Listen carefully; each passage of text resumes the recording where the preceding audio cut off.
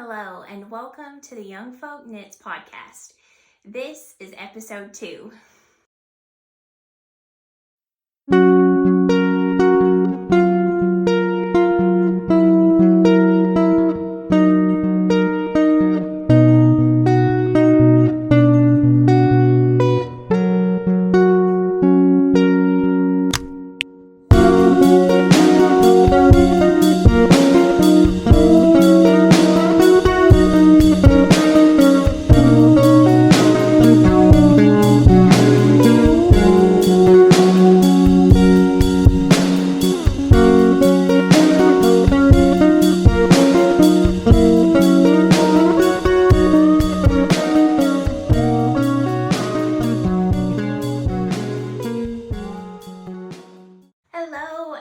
Welcome back if you're returning. If you just found me on YouTube, then thank you so much for watching. My name is Casey and I am the maker from Youngfolk Knits. You can find me on Ravelry at Casey Apple or on Instagram at youngfolk.knits. So I'm so excited to be back with a new episode today.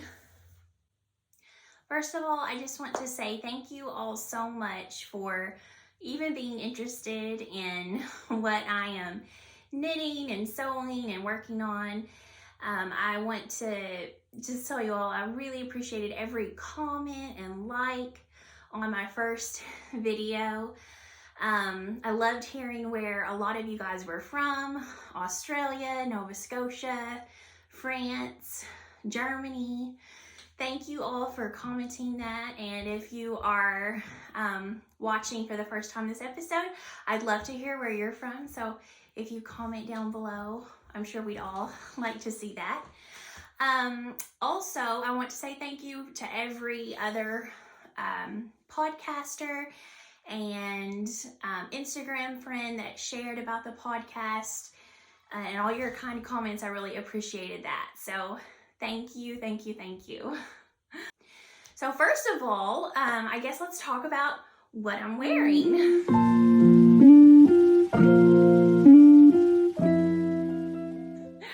This is the Baubles shawl by Andrea Mowry, and I knit this past year in Magpie Fibers Solo fingering. This, I believe, is Eager Beaver and Ghost Town, and then I think this black charcoal color is Selkie. They may even have kits for this on their website, but I love it. I love my favorite part of all, oh my goodness, the lace brioche and the baubles, if you can see that. Oh, here, let me hold it up for you. It is very hot day here in Arkansas in the 80s. I actually had the fan on, but I was afraid it might be too loud. So this is my shawl. Here are the colors all next to each other. And let me hold it up a little bit closer so you can see that Eager Beaver. Oh, I love that. I actually want to knit another one of these. This did take me a while. It wasn't super fast, but it was fun, and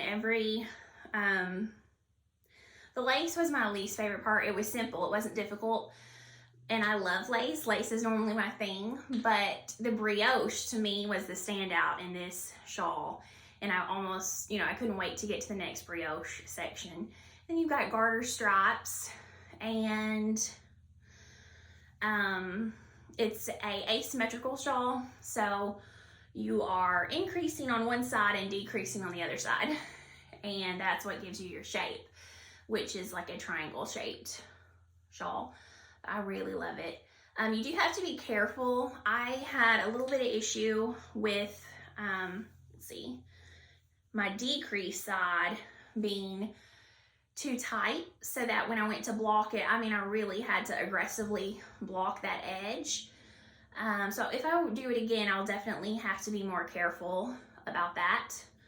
But overall, beautiful shawl, beautiful pattern, beautiful yarn. Love Magpie Fibers. This is a solo, a singles base, and I do use it for shawls a lot. I don't recommend it for sweaters, not theirs, just any singles yarn, because it does have a tendency to pill, and I feel like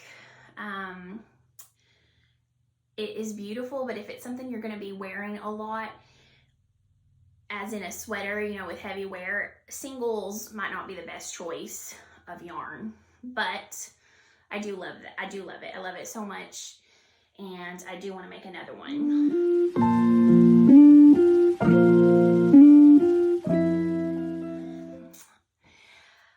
Okay, so I have one finished object this week, and that is it. So I will show you that. I wanted to make a hat, and it's so funny because I watch a lot of podcasts, and I have been thinking to myself, you know, I want to make a red ribbed hat, and there's a pattern that everybody has made. It's one of the most popular hat patterns. It's free, and it's the Purl Soho Classic Ribbed Hat. And I just started laughing because I thought that was something I wanted to do. And then as soon as I had that in mind, I heard Stacy from Stress Knit say she wanted to make one. I'm not sure what color she said, but Juanita from the Woolly Bean podcast, I know she's wanting to make a classic ribbed hat. She's made them before too, and I can't remember what color she said. And then I watched the Madeful podcast, which has Bethany from Woolberry Fiber Co. and her sister said that she wanted to make a tomato red one. And I was like, oh my gosh, we all want to make the same hat. I don't know if we saw something, a picture on Instagram that gave us all inspiration. We're all thinking the same thing. This isn't really tomato red. This is a little bit more bright red. And I chose this color specifically because, I'll show you in a second, what I wanted it to go with. But so this is a free pattern from Purl Soho. And I used the Purl Soho DK weight yarn, their Cashmere Merino Bloom. And if you want to use that yarn, you can actually sign up for Purl Soho's emails. And if you sign up for their emails, you'll get a 15% off discount. So I did that, and I used my discount, and I got this yarn because it was the exact color that I wanted. And I did weave in my ends, but I haven't cut them off yet. So you may see that hanging down from the inside. And I made the adult medium, but I made a few modifications. First of all, it does not give you, it just says cast on. So since it's a free pattern, I'm not going to be too careful about, what I share about the pattern. It's on the Purl Soho website. I'll put it on the description below. But it just says to cast on. So for this hat, I made the adult medium, and I want to say it had 120 stitches.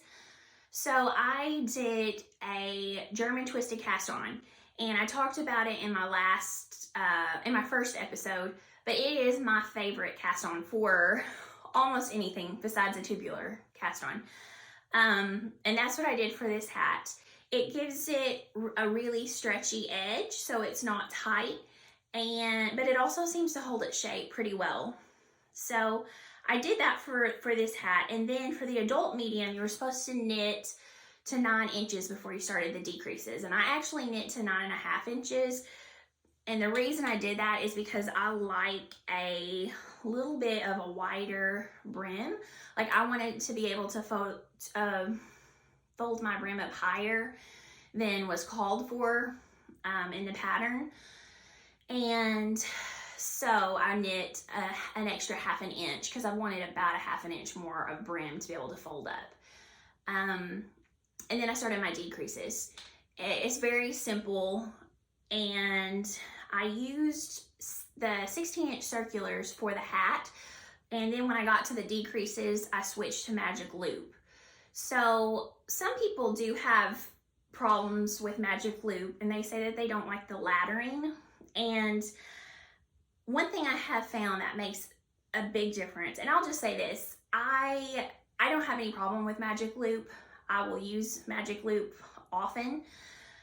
If I have the exact needle size, I would prefer to use that, like a 16-inch needles, circular needles for a hat. I would prefer that, but I don't really have a problem with laddering. And there's a little trick that I use that is not, new from me. I saw it in multiple YouTube videos when I was trying to learn magic loop a long time ago, and it definitely helps. So if you are having trouble with laddering and you have your 2 needles in, when you get done with one needle and you're ready to go to the next needle, don't strangle your yarn. What I like to do is give it a little tug, and then I will pull my needle out, and once it's on the cable part and not the needle part, I do not pull on it at all. I don't tighten it anymore. And I'll go ahead and knit a stitch, being very careful not to pull super tight, just a normal, stitch. Then I'll knit my second stitch. After my second stitch, I'll give it a little tug. Not, anything crazy, but after that second stitch, I feel like I can go ahead and give it a little tug to tighten it up, and then I go ahead. And that helps a lot with not, sometimes your problem is that you're pulling too tight, even trying to prevent laddering.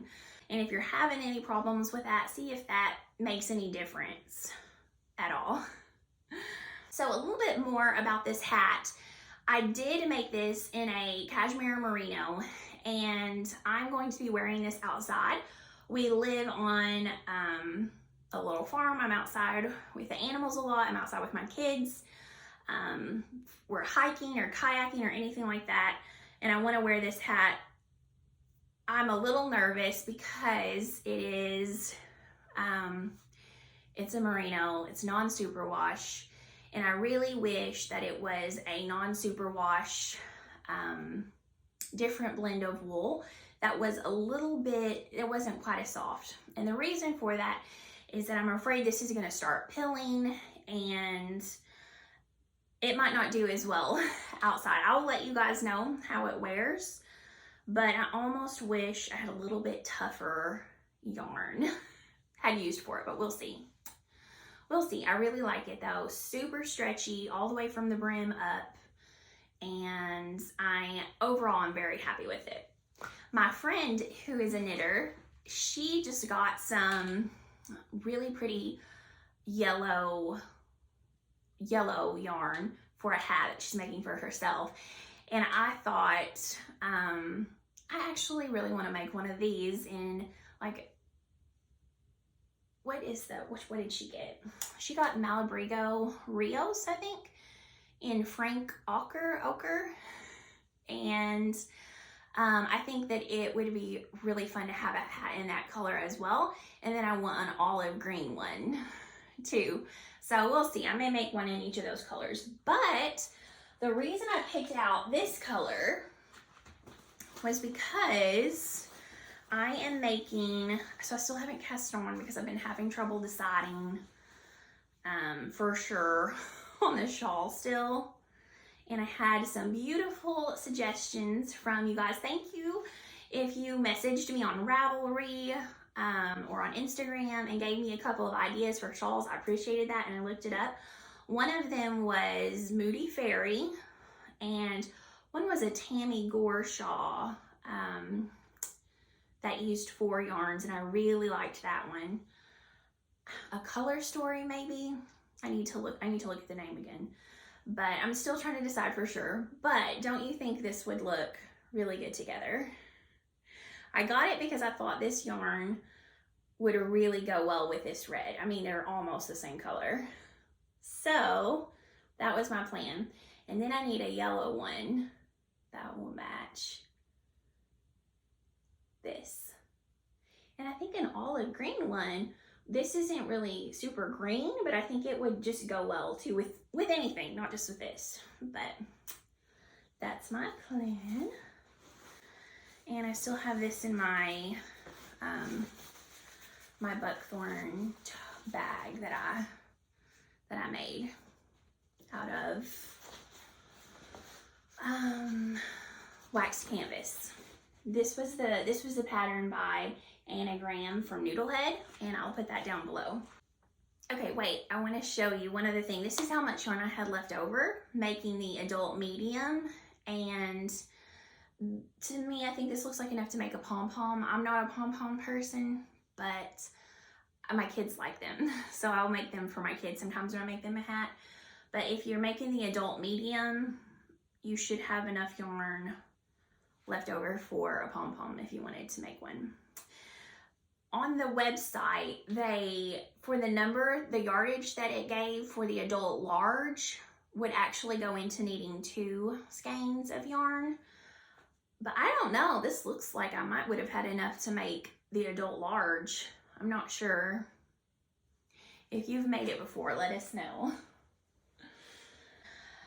Okay, so that was all my finished objects really for this week. So moving on.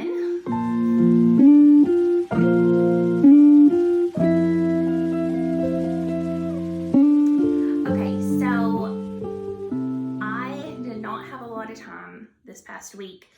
I got sick and my kids got sick, so I didn't get to do just a ton of knitting.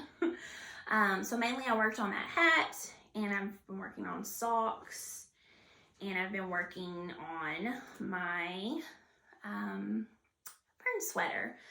So and I didn't get to work just a whole lot on my Fern sweater, but I will show you let me get this,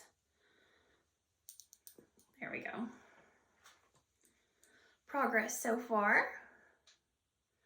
So it is a doubled over turtleneck, or I guess you could wear it kind of bunched down, you know, if you wanted to. I'll have to wait and try it on to see what looks best.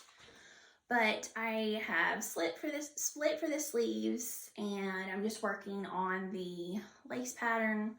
It's got an all over lace pattern for the body and the sleeves, and it's coming along really well, but like I said, I didn't get just a ton of time to knit this week. This is my favorite, probably my favorite color. What do you guys think? I think that I'm going to try to focus a lot on this the next 2 weeks and hopefully get this done. This is the Knitting for Olive merino fingering weight yarn in the color Copper, and it is held with the Cumulus Fiber Space yarn in the color Rust. So it's those 2 yarns held together. And once you split for the sleeves, you know, or I think you'd maybe do, anyway, it's a 3-row pattern that you continue to repeat those 3 rows. So it's very easy to memorize. It's, you know, it's not something that I feel like I have to just pay a ton of attention to. And so I do like that. But you're still getting something really interesting, you know, instead of just a plain stockinette sweater. And I like that. I think that's going to be fun. I think it's very classic, and I think it's going to go well with pants, dresses, skirts. So I am still really excited about finishing that up. I switched it to my chow goose on these are the lace tips, and I think it makes a huge difference when you're doing lace with 2 yarns to really make sure that you're able to get in the stitch and pick up both yarns at the same time to have a nice sharp point. I know that though driftwood wooden needles are really popular right now, And I have a set that I got a long time ago, or not a set, it's just one, it's a circular needle from them, and they're like a size US 4. And I don't know, I mean, they're beautiful and they're very well made. I just have trouble. I feel like it slows me down if it's not metal. If it's metal and it's nice and smooth, I feel like I can just, you know, knit so much faster. And it's not that I don't like the wooden needles, because I knit for a long time with Knitter's Pride that I got at Hobby Lobby, and I loved those. I have no problem with them. But when I switched to metal, I was able to get a much sharper tip, and I was able to glide the yarn a lot faster. And I felt like that made a huge difference in my speed and finishing projects. So it's hard for me, I don't know. It's hard for me to even consider using anything now except for metal. And I love the Chowgoos. I love Hiya Sharps and the Addy needles. I have some of all of those. I have an interchangeable set of the Addy needles that my husband got me as an anniversary present a few years ago, and they are the Rocket lace. They're the Rocket. They're the short ones, and they're in a really pretty leather case that they come in, and they have a lot of cables, and they have where you push it in, turn it, and then it clicks together, and that's all you have to do. And then you can do the same to take them off. And I have been very pleased with that set. I really love it. But when it comes to magic loop, I don't have a problem with those, but it's hard to beat the Chowgoo cables for magic loop. And the reason for me is because that cable does not, it goes back to its original form. It doesn't get bends in it. It doesn't get creased. It stays almost perfect. The cable does. And the metal part, I don't know if it's my favorite. I love it. There's nothing wrong with it. They're not as sharp as the Hiya Sharps, which I really like those sometimes for lace work. But the Chowgoos are hard to beat. But really, I don't think you could go wrong, in my opinion, with any of those three brands of needles. And I'm holding this in my woolly bean bag with the drawstring. This is my friend Juanita, who has woolly bean. She has a podcast and a shop where she sells project bags, and you can find her on Instagram. That is pretty much all of my current knitting whips at the moment. So I wanted to talk a little bit about, before I go into sewing, I want to talk a little bit about Socktober.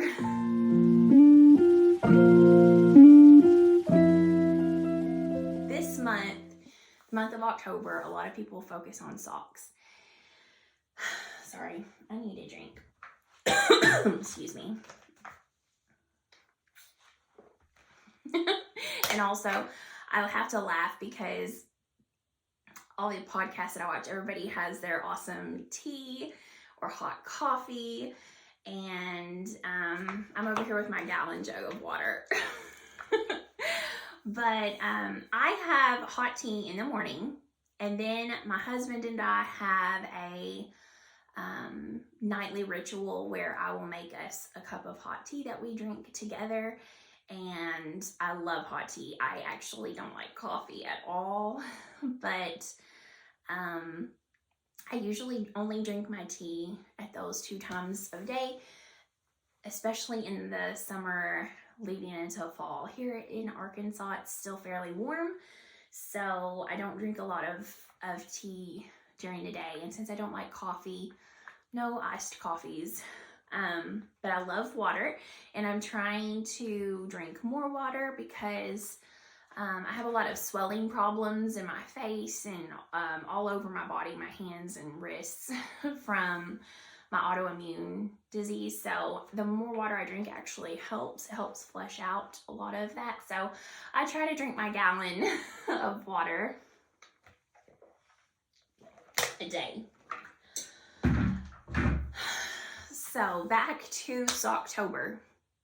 A lot of people will really focus on socks in October, and I love that. I love socks. I love knitting, knitting socks. I am not the best at wearing all of my knit socks, and I think the reason for that is that I'm a little bit precious with them. And sometimes I use yarns that are beautiful, but they're not the strongest, and I'm afraid that they will get a hole in them, you know, very quickly. And I think that's part of me being more of a process knitter. A lot of times I will knit things that I know I probably won't even wear just because I love the actual act of knitting it and making it. And I need to focus more on practical knitting, but I do give a lot of those knits away that I know I won't wear. I'll give them to friends that maybe it will fit better or will look, you know, more their style or aesthetic. So it doesn't go to waste, but I do feel like I need to focus a little bit more or choose my projects a little bit more wisely as to what I'll be more likely to wear. But I thought I would show you guys a few different socks that I have knit that I really love. That I feel like I could definitely recommend the pattern. And I will show you some of those and see, maybe give you some inspiration if you want to join in sock knitting this month. Okay, so first of all, these are the Tender Age socks by Summer Lee. I think it's Summer Lee Knits on Instagram. Oops. And I made these out of Magpie Fibers. This was Magpie Fibers Bougie Beaver in their swanky sock. And I think I had this yarn left over from a beret that I made by Sari, Norland. And I thought, I saw these socks, they came out right then, and I thought that would be perfect. And the toes I made with I had a mini from Viola, Emily Foden, I think, from Viola Yarns. Yeah, I think that's right. But look at those baubles. Aren't those adorable? And that lace pattern, I love the kind of scalloping. And they're not ankle socks, but they don't, you know, they're not super tall either. I love these. I'm really like this pattern. Love the yarn. I did a gusset and heel flap. Excuse me. The ragweed here is trying to kill me. But yes, love these socks. Definitely recommend them. And they have been blocked, so the lace lays pretty nicely. They won't look quite as good after you make them until you block them.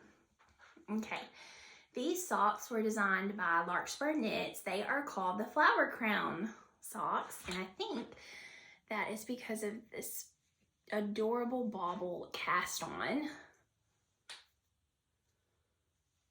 Just get one. Isn't that cute? And then this cabling and lace work. Oh, I love it. So this is a lot of cables, but I do the cable without a cable needle technique. And my favorite video tutorial is I think on Brooklyn Tweed. Jared Flood maybe, did a video tutorial on how to do cables without a cable needle, and makes all the difference. So that's the way I do it. And I just found that my favorite heel, I do fish lips kiss sometimes. Sometimes I will do a afterthought heel, but my favorite is this, you know, classic, is it called a heel flap and gusset? I think so. I just had a brain, whatever it's called. But yes, so I used Woolberry Fiber Co. That I had left over from my Vertices Unite. I only had like 40 grams left, and it was enough for the socks, so I was so happy. And then I used a contrasting color of Plymouth Happy Feet, I think, and I was really pleased with how these came out. So love these. I think these are super cute with clogs too. So another pattern highly recommend. Now these are the Midnight Dancer socks by Sari Norland. And I used Autumn and Indigo classic sock for these. And I did a Fish Lips Kiss heel. I feel like these were a little bit too big. I'm used to making ribbed socks, and so if they're a little, I'd rather them be a little bit big than small, because the ribbing will pull it tighter and I don't have to worry as much about the fit. These do not have ribbing at all. And I should have sized down, because they're very loose. But I still wear them, I still like them, and they work really well during the winter. I wear my Blundstone boots a lot outside, and these work perfect because boots keep them up. Anyway, so don't go up a size in these socks, I would say. Love those. I want to make another pair. I want to make another pair of those. Okay. This is the winter morning socks, and I think this was designed by Jess Povenmire, and she owns La Sari yarn store, and I love these. These are worsted weight, made from Autumn and Indigo, her classic worsted, I think. And again, another heel, if you can see, that's my go-to heel flap and gusset. And look at those cables. Oh, I just really love those. And this right here, so the best part is, yes, you have cables here. Here you've got some knit through the back loops. This is almost like a faux cable though. So that was really fun. These are warm and snuggly and soft. So I'm thinking about making another pair of these. And this may have been DK, not worsted. I'll have to look and make sure. Okay, this is what I talked about last week, Emily's, or I think it's just called Favorite Sock maybe, by Emily Foden from Viola Yarns, if that's how you say her name. This is probably my favorite sock for fit so far that I have made. I have not made Andrea Mowry's, just her classic ribbed sock. And one thing I noticed is that sock has ribbing along the bottom of the foot as well. And I'm not sure how I feel about that. If it would be comfortable, if you can feel it.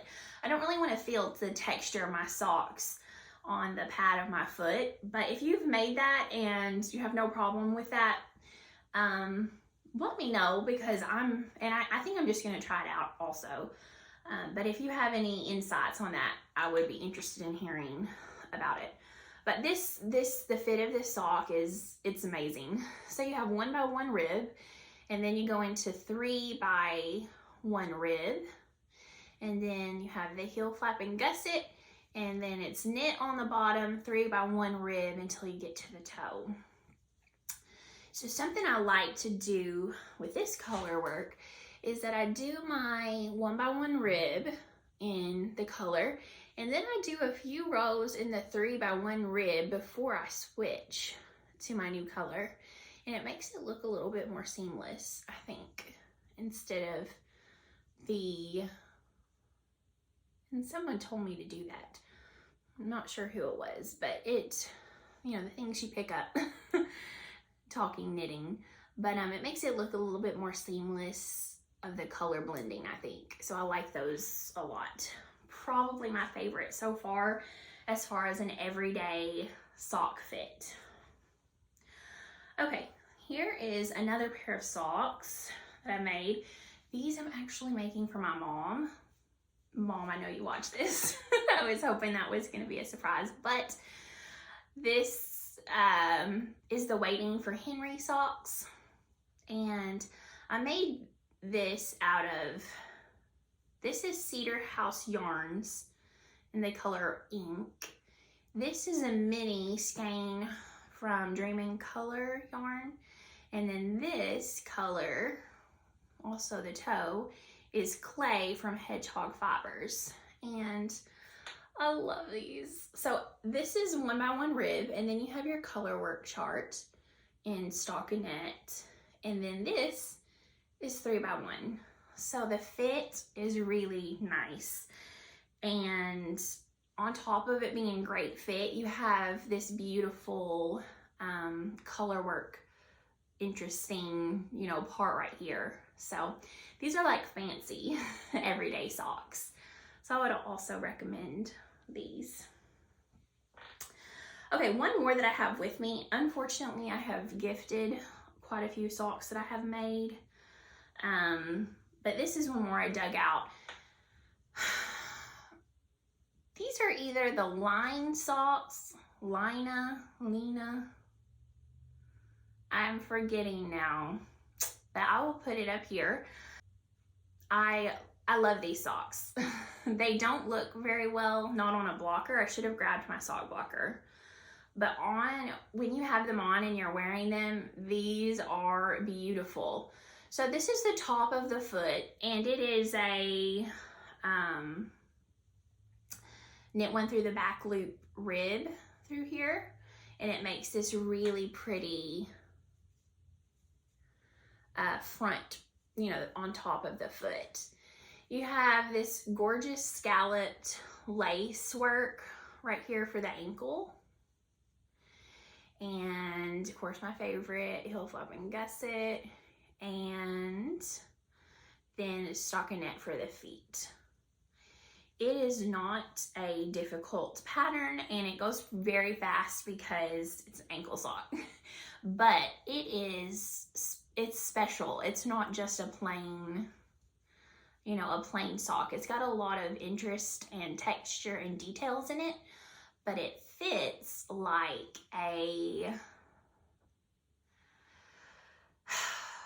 just like a, you know, an everyday ribbed sock almost. So I really like these. This is made out of La Bien-Aimé's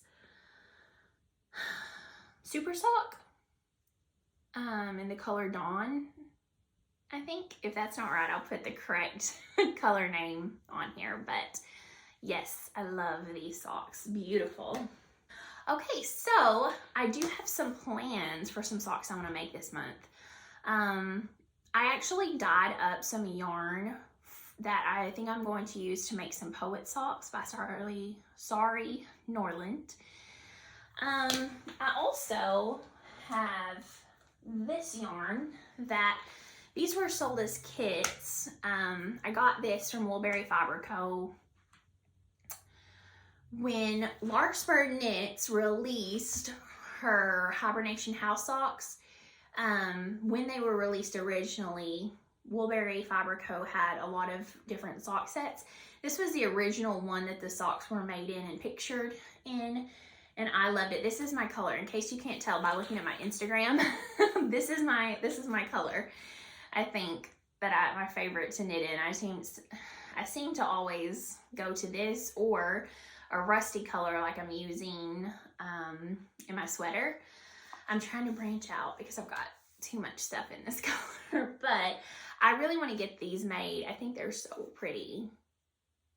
And the pattern is beautiful. So a few socks that I'm also really wanting to make. Lindsay Fowler from Larkspur Knits. I really like her arrow leaf socks, so I'm probably going to try to make a pair of those. She also has a spring cottage pattern of those socks that she had released using Playful Day yarns, sock set from her, and I missed out on that release of that yarn, and that one to me was just the perfect color and yarn for that pattern. So if any of you have that sock set and you've decided not to use it and want to sell it, then let me know, because I will buy it from you. But I did try to dye my own sock set in a similar colorway, but I just really like the way that I like her color better. Also, there's a few Sari Norland. I love the petite knit. She's got like some Aran weight socks. They're ribbed. I want to eventually try that pattern. Sari Norland has a pattern called Hugo Socks, if that's the way you pronounce it. And I've actually got some yarn from Hello Stella, her DK weight yarn in the colorway Anne. And I believe I'm going to make a pair of those this month. So I'm excited for that. Hopefully I'm going to cast that on soon. I've got big plans. We'll see what actually happens. So if you have a sock pattern that you love to make, or that you're eyeing and you want to make, share it with us in the comments below, because we may all need some ideas or inspiration for socks this October. So I'm excited for that. Okay, so now I want to show you guys a little bit of sewing.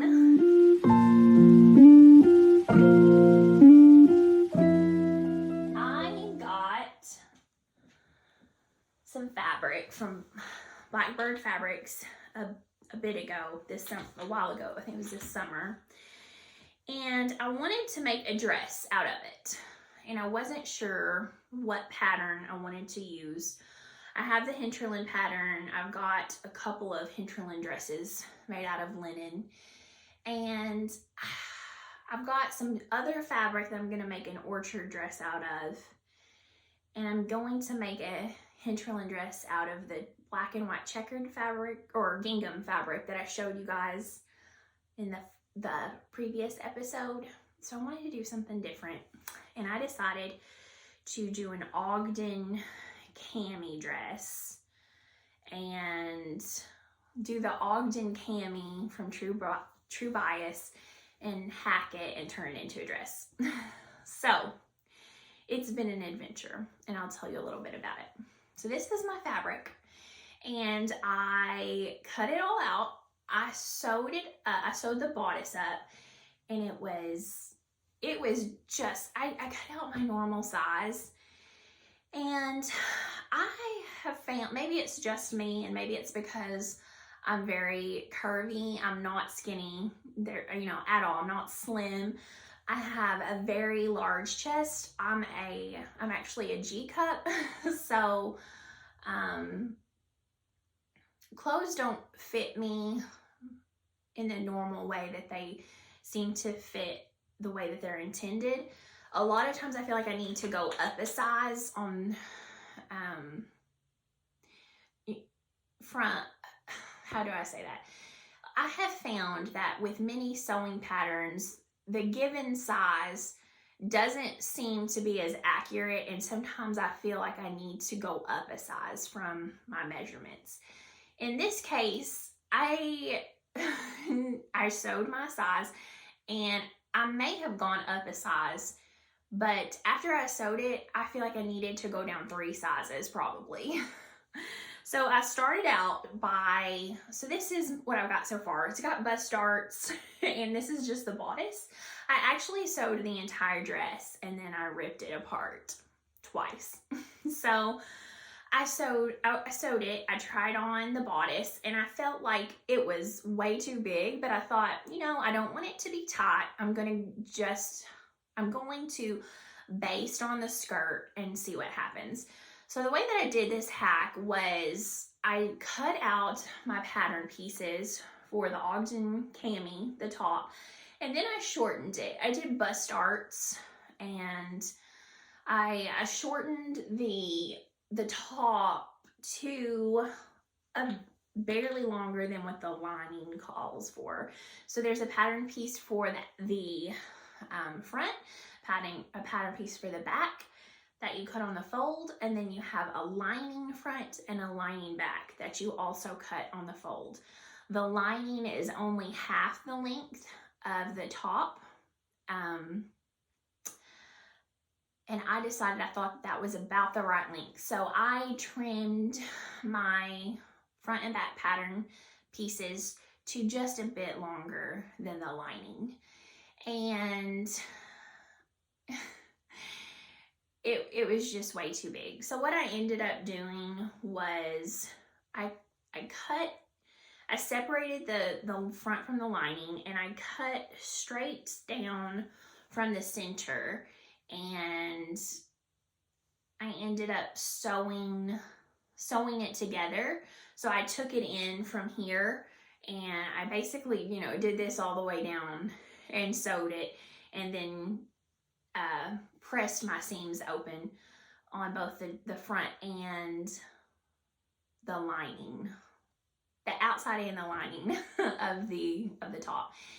And it was still too big, so I did that again with the front. And the second time I did it, I did an inch off of both sides, and it was still too big. So finally I had to take the skirt off, and I just sewed, this is the back, this is the inside of the back, so here's the outside of the back. I did this last night. I sewed the back the same way I did the front, and I'm going to cut it and then press it open. And now it finally fits. It finally has the right size. I had thought maybe if I made it a little, you know, if it was a little loose, it would be okay. But because I'm doing a gathered skirt with a lot of material, it doesn't need to be super loose on the top. It needs to be fitted for the look that I think is most flattering. And it's kind of like a baby doll silhouette. And it doesn't need to have a lot of extra fabric, especially, you know, along the underarms, and it just needs to be pretty fitted so that then the skirt can start from a fitted waist and have the gathered skirt. So what I'm doing for my skirt, also, I just had way too much material for my skirt after that.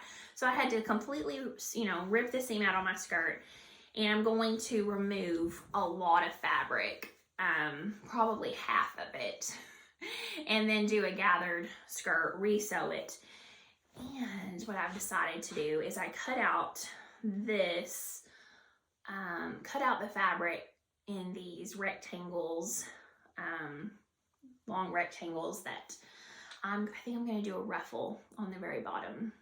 So that is my plan, and I'm already extremely tired of this because I feel like I've sewn the whole dress 3 or 4 times at this point. But I love the fabric so much that it's gonna be worth it. I just have to push through. Hopefully next episode that will be done. Maybe I'll be wearing it. I think it'll be great with a cardigan or a sweater over the top for the winter. And then in the summer, even just the straps with a shawl might be nice. So that's my plan. I think it will get a lot of wear. The fit was really nice after I finally got it, you know, perfect for my measurements. And it's nice to know that I can take things in. It gave me a little bit more confidence that, you know, if I have some garments that don't fit perfectly, I need to try to do some tailoring on them. I actually have a friend who is a professional seamstress, And I don't even try. A lot of times I just won't even try because she's so good. I would rather send it to her shop and let her do it, because she's amazing. Her name is Carly, and she's actually, I've even sent her a pattern before that I really liked in some fabric, and she has sewn it for me, and it's perfect every time. So it's hard to beat that. Okay, one last sewing object. I have been working on a quilt for a long time. This is a king, I'm sorry, I'm going the wrong direction. I think this is for a twin size bed. It would probably work for a queen too, but let me see here. So this is it. I did it in a lot of different blues. And the back is just a plain white. And then I used cotton for the, wow, I just had a mental, I keep having brain freezes. I don't know what's wrong with me.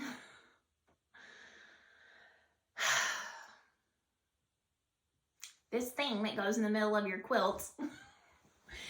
Anyway, I love it. It's very simple. I just did squares, with triangles, and then I tried to do the triangles into like pinwheels, and I really like how those turned out. So hopefully, and I've decided to hand stitch this with the thick cotton thread. I have some quilts that are really old, and then I have some quilts that were done by my husband's grandmother, and they are hand stitched with the big floss, and they're beautiful. They're not perfect, and I love it. And I think that this, with the simple lines, will be really easy to keep fairly straight lines hand stitching this. I've never hand stitched a quilt before, so I'm not a pro. I have no idea. Oh, the batting. It just came to me. Anyway, I have a friend who is a quilter. Her name is Allison. She is amazing. I mean, she has made so many quilts, beautiful, professional, amazing quilts. So she's my go-to. I send her a lot of late night questions about what I'm doing, and thankfully she is always there to help me with that.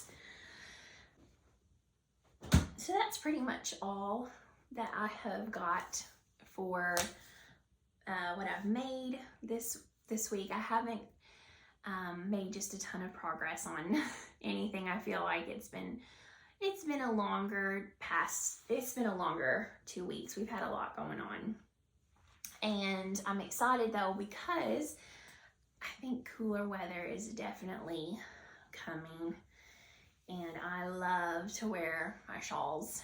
One thing any suggestions would be welcome. I have very long, thick hair, and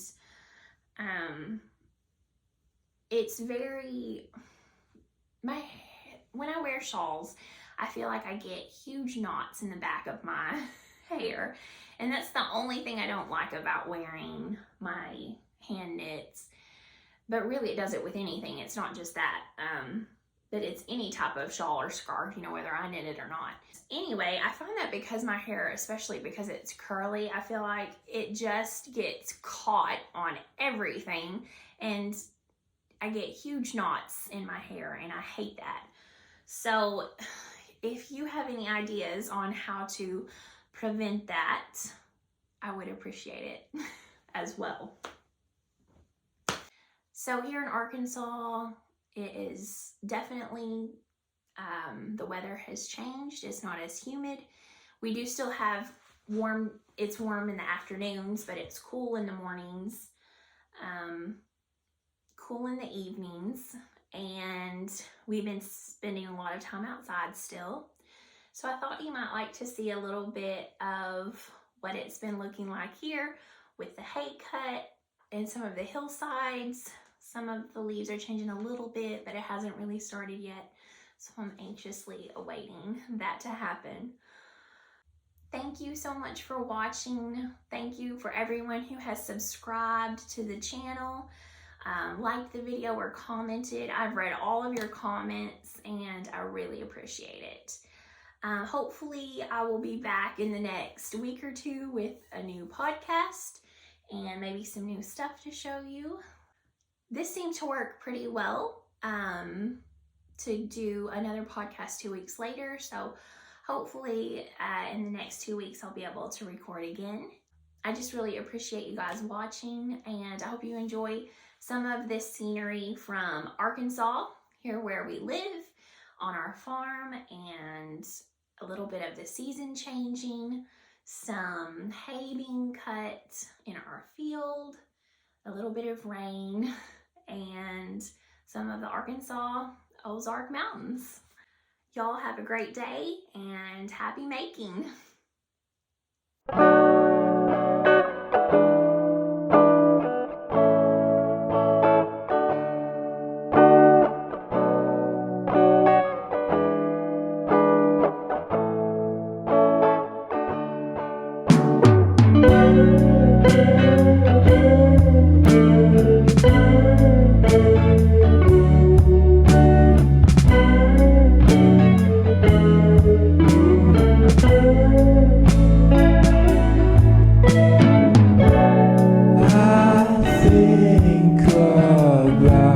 Your day and ask